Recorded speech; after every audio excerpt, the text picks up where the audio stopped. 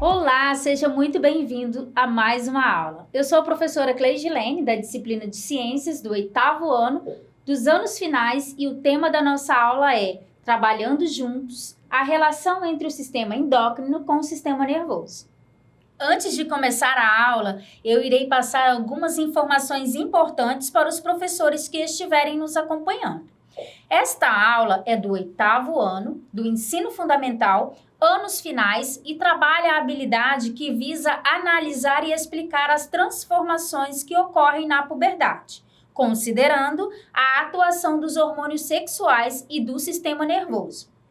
Os objetivos da aula são conhecer o funcionamento do sistema endócrino sobre o sistema nervoso, localizar as glândulas em nosso corpo e conhecer as suas funções, relacionar as transformações vivenciadas pelo organismo humano no período da puberdade. E, por fim, iremos realizar uma atividade de revisão a partir do conteúdo que será abordado em aula. Então, vamos lá!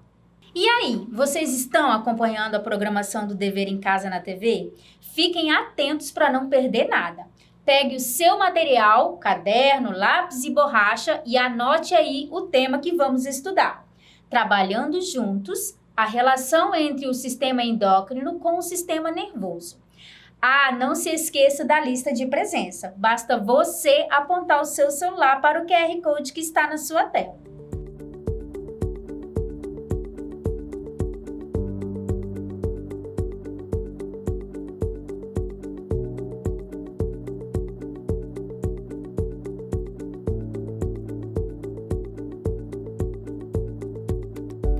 Agora, com o seu material didático em mãos, anote os pontos principais da nossa aula. Juntos vamos conhecer o sistema endócrino e ao longo da aula você vai entender como ele atua sobre o sistema nervoso. Você vai conhecer a localização das glândulas em nosso organismo, além de conhecer a função de todas elas, considerando a sua importância para o organismo humano, principalmente na puberdade, que geralmente vem acompanhada de muitas mudanças. Eu vou te dar 15 segundos para você anotar todos os pontos da nossa aula. Então, vamos lá!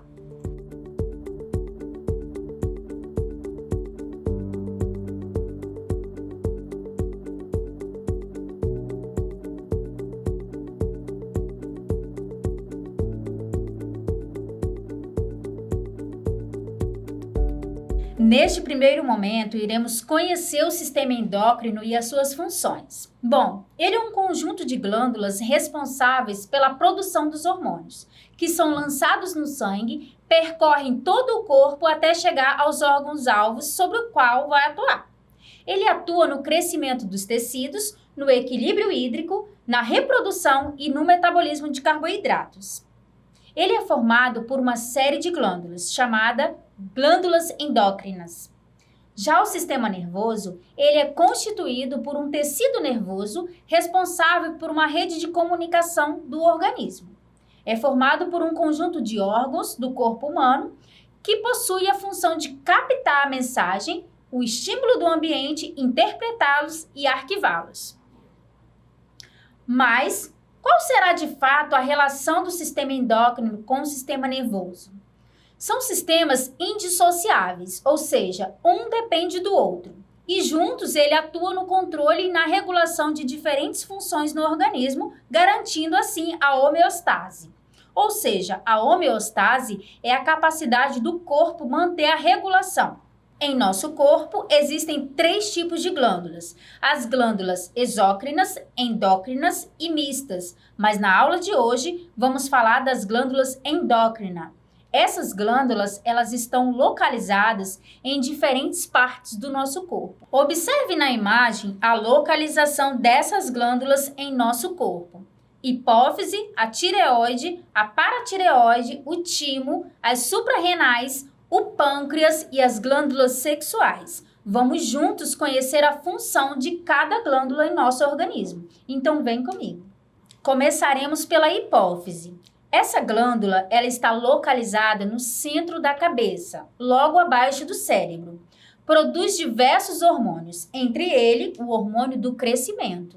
É considerada a glândula mestra do nosso corpo, pois ela estimula o funcionamento de outras glândulas, como a tireoide e as glândulas sexuais. Outro hormônio produzido pela hipófise é o antidiurético, que é uma substância que permite ao corpo economizar a água na excreção.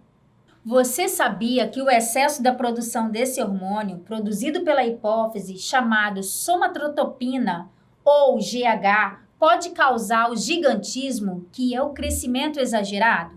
E a falta desse hormônio pode provocar o nanismo, que é um transtorno que se caracteriza pela deficiência no crescimento, resultando uma pessoa com baixa estatura. Então, em nosso organismo, tudo tem que estar em equilíbrio, nada mais e nada menos. Ah, não se esqueça da lista de presença. Basta você apontar o seu celular para o QR Code que está na sua tela. Uma outra glândula muito importante é a tireoide. Ela está localizada aqui, nessa região do pescoço. Ela tem a função de produzir a tiroxina, que é o hormônio que controla a velocidade do metabolismo celular. A tireoide, ela é responsável também pela manutenção do peso, do calor corporal e do ritmo cardíaco. É importante você saber que em nossa sociedade existem duas doenças muito comuns causadas pela tireoide. Vamos conhecê-las. O hipertireoidismo é o funcionamento exagerado da tireoide. Ele acelera o metabolismo e, consequentemente, o coração bate mais rápido. A temperatura do corpo fica mais alta do que o normal e a pessoa ela emagrece por gastar mais energia. Já o hipotireoidismo, a glândula tem a sua atividade reduzida, provocando a produção hormonal insuficiente. Assim, o metabolismo ele se torna mais lento e algumas regiões do corpo elas ficam inchadas. O coração, ele consequentemente vai bater mais vagarosamente e o sangue começa a circular mais lentamente e a pessoa gasta menos energia e tende a engordar. Aproveitando esse assunto, você sabe o que é um endocrinologista? O endocrinologista, ele é um médico responsável por diagnosticar e tratar doenças relacionadas com os hormônios e o metabolismo. Caso você desconfie que esteja com o hipotireoidismo ou hipertireoidismo, você deverá procurar esse especialista para realizar o tratamento de forma correta. Bom, continuando, a próxima glândula que vamos conhecer é a paratireoide, que são 4 pequenas glândulas também localizadas atrás da tireoide e produzem o paratormônio. O paratormônio, ele é responsável por regular a quantidade de cálcio e fósforo no sangue. Vamos conhecer as consequências do excesso e da diminuição desse hormônio no sangue. A diminuição do paratormônio, ele reduz a quantidade de cálcio no sangue e faz com que os músculos se contraiam violentamente. Esse sintoma ele é chamado de tetânia, pois é semelhante ao que ocorre nas pessoas com tétano. Por sua vez, o aumento da produção desse hormônio, ele transfere parte do cálcio para o sangue, de modo que enfraquece os ossos, tornando-os quebradiços. Como vocês viram, tudo no nosso corpo precisa estar em equilíbrio e em perfeito funcionamento. Vamos para a próxima glândula. O timo, glândula que está situada entre os pulmões e participa da regulação da defesa imunológica do organismo.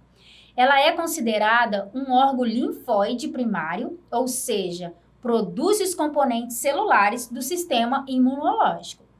O timo, ele cresce normalmente até a adolescência. Na idade adulta, ele diminui de tamanho, pois tem as suas funções reduzidas.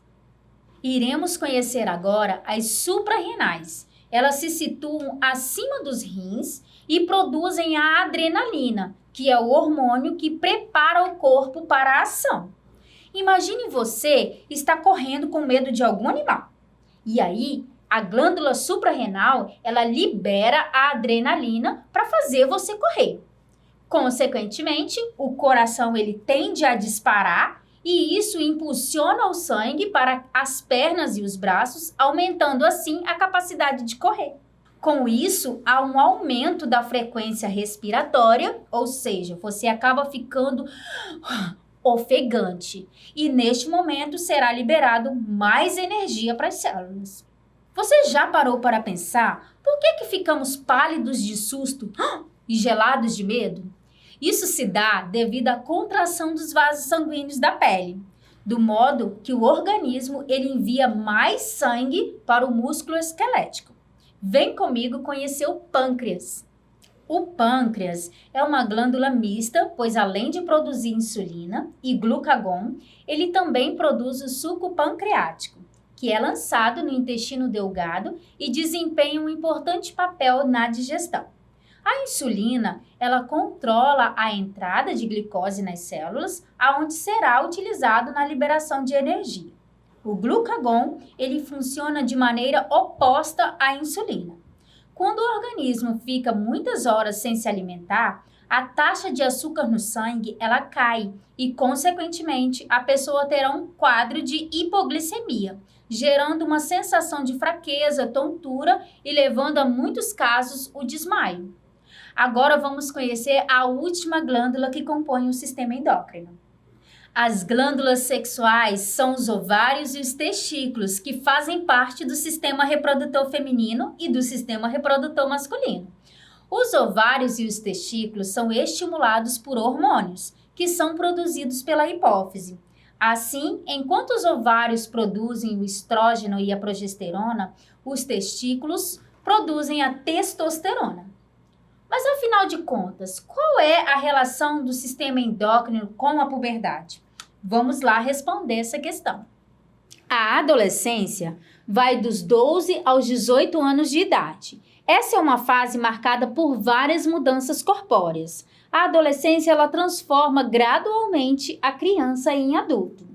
Então, a relação do sistema endócrino com a puberdade é que nessa fase o hipotálamo ele estimula a hipófise e esta, por sua vez, ela libera hormônios que desencadeiam o desenvolvimento e o amadurecimento das glândulas sexuais.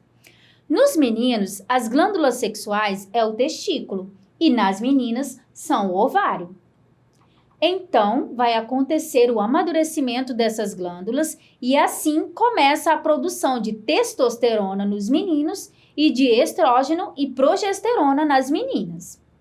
E assim começarão a desenvolver as características sexuais secundárias. Foram muitos conteúdos, não é verdade? Agora chegou o momento de realizarmos a nossa atividade do dia. Serão 3 perguntinhas e cada uma terá apenas uma alternativa para você escolher. Eu elaborei referente ao conteúdo da aula de hoje. Não se esqueça da lista de presença. Basta você apontar o seu celular para o QR Code que está aí na sua tela. Vamos para a primeira pergunta. A questão número 1 é a seguinte: marque a alternativa que indica uma glândula que não faz parte do sistema endócrino. Letra A é a glândula sebácea? Letra B é a hipófise? Ou a letra C é a glândula tireoide? Eu vou te dar 15 segundos para você responder.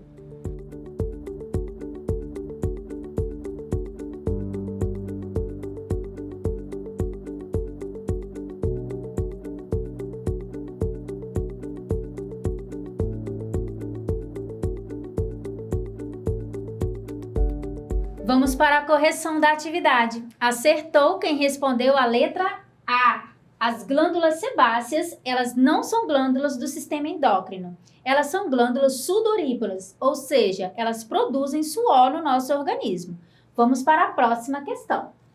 Qual é o nome do hormônio sexual produzido pelos ovários? Letra A, estrógeno e testosterona. Letra B, progesterona e testosterona. Ou letra C, estrógeno e progesterona? Eu vou te dar 15 segundos.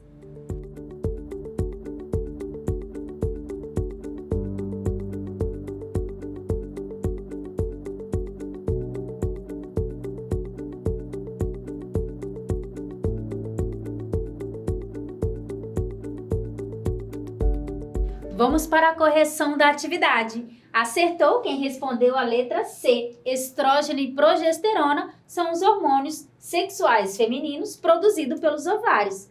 Próxima questão. A questão número 3 é a seguinte: de todas as glândulas que temos em nosso organismo, qual é considerada a glândula mestra? Letra A é o timo, letra B é a hipófise ou letra C é a glândula suprarrenal? Eu vou te dar 15 segundos.